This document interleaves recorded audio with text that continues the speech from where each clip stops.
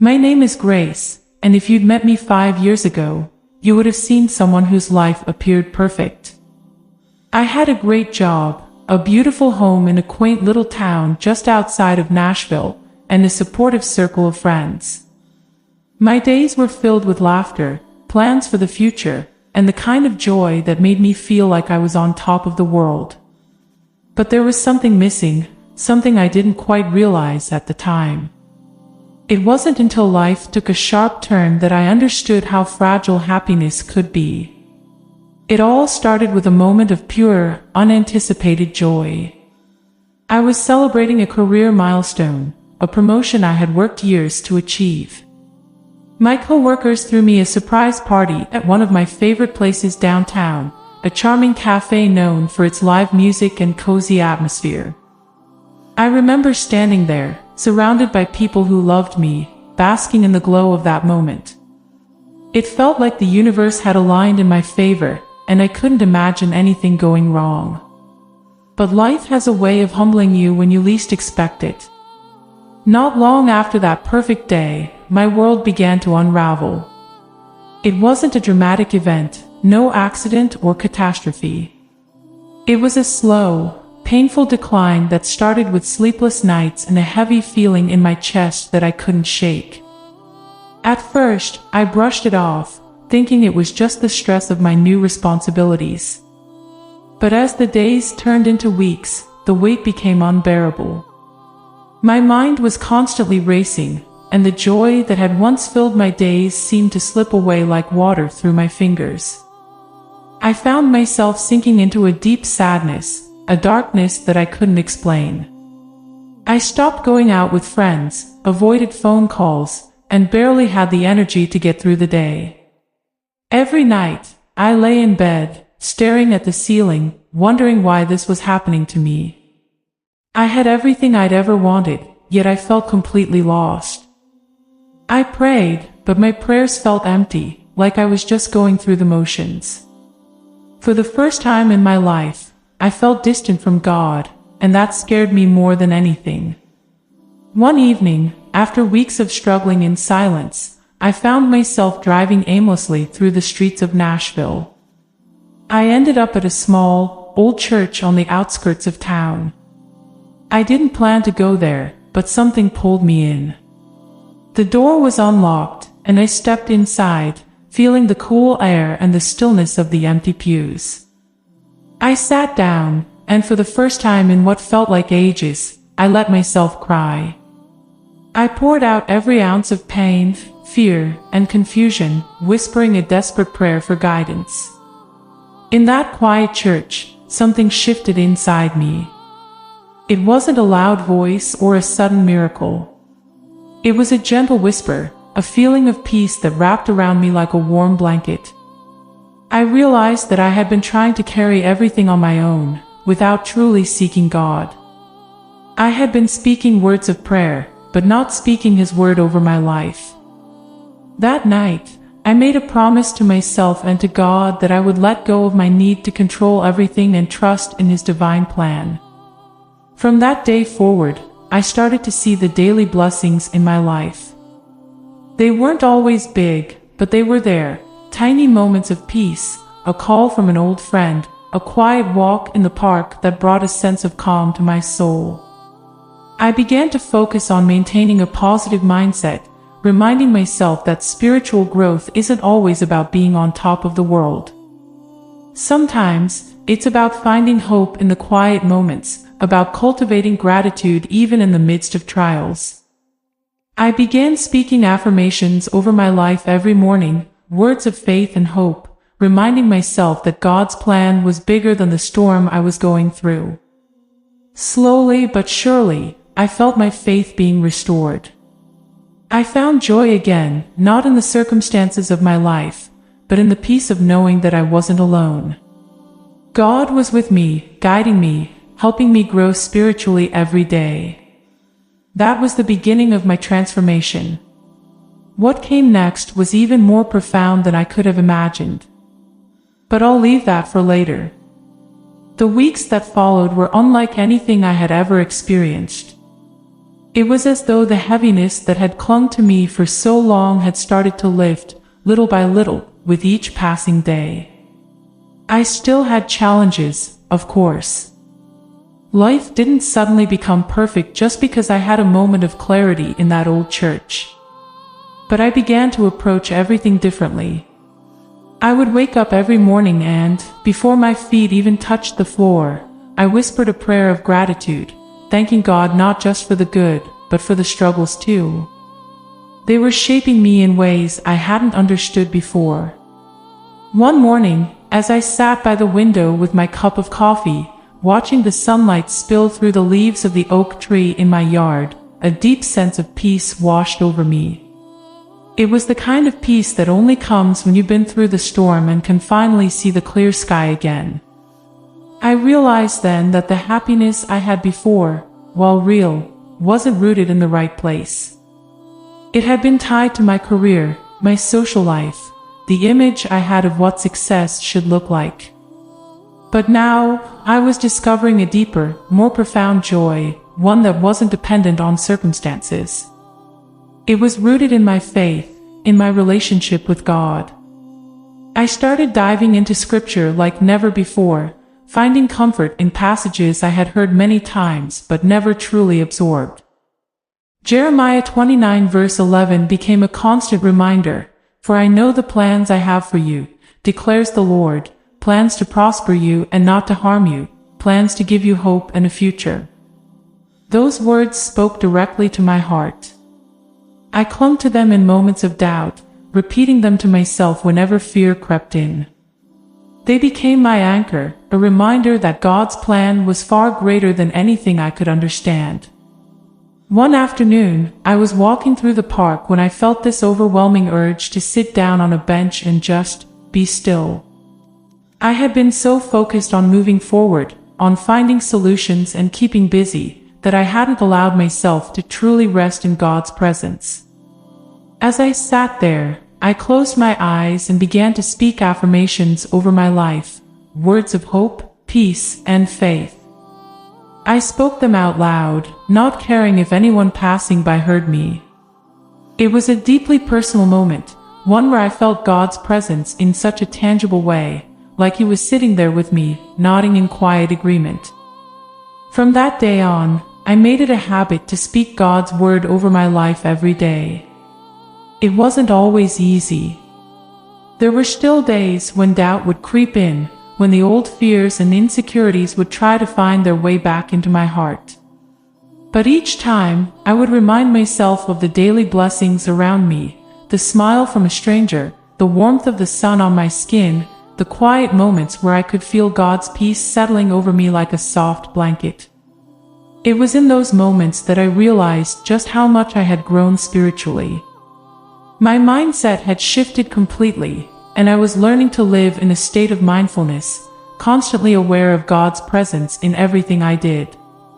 I started attending church more regularly, something I had neglected for far too long. There was something about being in that sacred space, surrounded by others who were also seeking God, that filled me with a deep sense of belonging. I began volunteering in the community, finding joy in serving others. It was as if each act of kindness, each prayer whispered over someone in need, strengthened my own faith. Then came the day when everything clicked. I was sitting in the church, listening to the pastor speak about forgiveness. He talked about the importance of forgiving not just others, but also ourselves. It hit me like a ton of bricks. I had been carrying so much guilt and regret, blaming myself for the struggles I had faced, for not being strong enough, for losing my way. But in that moment, I realized that God had already forgiven me. He had never stopped loving me, even when I felt unworthy of His love. I went home that night and knelt by my bed, tears streaming down my face. I asked God to help me forgive myself, to let go of the past and embrace the future He had planned for me. And in that quiet, sacred moment, I felt something shift inside of me. It was like a weight had been lifted from my soul, and for the first time in a long time, I felt truly free. Life didn't stop throwing challenges my way, but I faced them differently now. Every trial became an opportunity for spiritual growth. Every setback was a reminder to lean on God's strength, not my own. And as my faith deepened, so did my joy. It wasn't the fleeting happiness I had once known. It was a joy rooted in peace, in the knowledge that I was never walking this path alone. There's one more part of this story I haven't shared yet, the most surprising part of all. But I'll save that for next time. The change in me was undeniable, and soon enough, the people around me began to notice. My friends, who had always known me as the driven, focused woman who rarely spoke of faith, started asking questions. "What's different about you, Grace?" they'd ask, their curiosity genuine. I'd smile softly, feeling the warmth of God's love filling my heart before responding, "I've found something deeper than happiness, something unshakable. It's peace, and it's rooted in faith."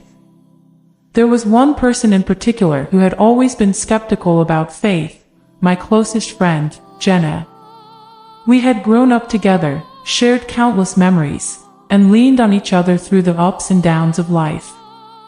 Jenna had always been practical, logical, someone who needed tangible proof before she could believe in anything. Spirituality had never been her thing. So, when she asked to meet for coffee one day, I could tell something was weighing on her. We sat across from each other at our favorite cafe, the same spot where we had shared so many conversations about our lives, dreams, and struggles. This time, though, the air between us felt different. Jenna stirred her coffee absent-mindedly, her eyes distant, as if she were searching for the right words. I waited, giving her the space she needed to open up. Finally, she looked at me with a vulnerability I had never seen before. "Grace," she began, her voice barely above a whisper, "I don't know how to say this, but I've been struggling. Life's been hard lately, and I don't know where to turn." Her confession hung in the air, and I could see the weight she had been carrying on her shoulders for far too long. I reached across the table, taking her hand in mine. "You don't have to go through this alone," I said softly. "There's a peace waiting for you, Jenna. A peace that goes beyond understanding. It's what got me through my darkest moments, and it can do the same for you." She looked at me, her eyes filled with doubt but also a glimmer of hope. "But how? I don't even know where to start." "That's the beauty of it," I said, my voice steady with conviction. "You don't have to have all the answers. You just have to take the first step. Seek God. Speak His word over your life, and let Him guide you. It's not about having everything figured out, it's about trusting that you're not walking this journey alone." The conversation stayed with me long after we parted ways. I could feel God's hand in that moment, as if He had orchestrated our meeting to plant a seed of hope in Jenna's heart. I prayed for her every day after that, asking God to reveal Himself to her in a way that only He could. A few weeks later, I received a text from Jenna. It was short, just a few words, but they were enough to make my heart swell with gratitude. "I've been thinking about what you said. Can we talk more?" It was the beginning of her own spiritual journey, one that I had no doubt would transform her life just as it had mine.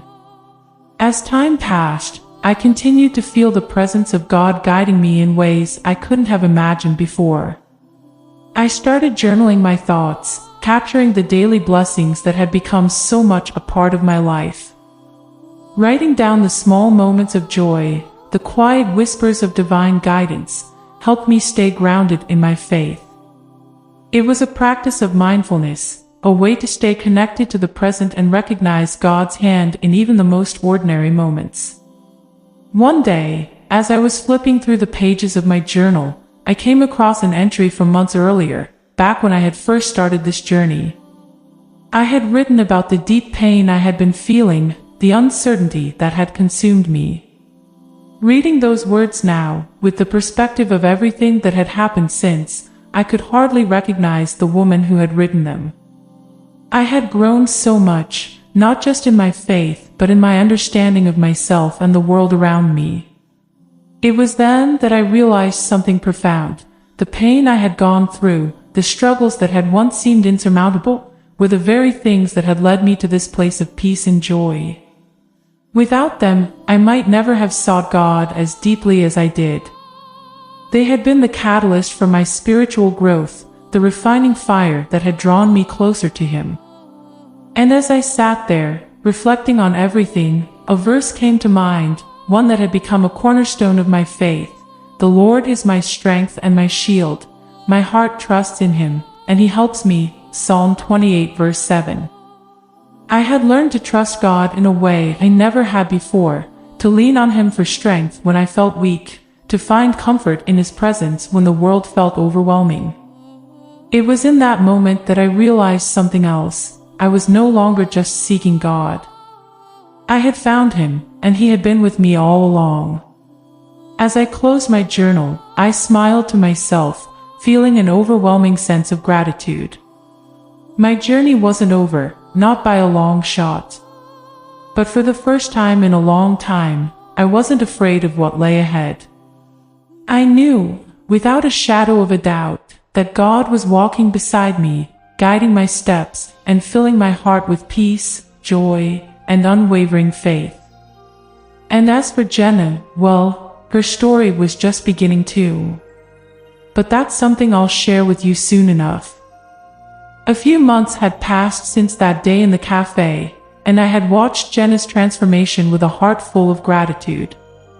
She began to open herself up to faith in small but meaningful ways, attending church with me, reading the Bible, and even sharing her own prayers.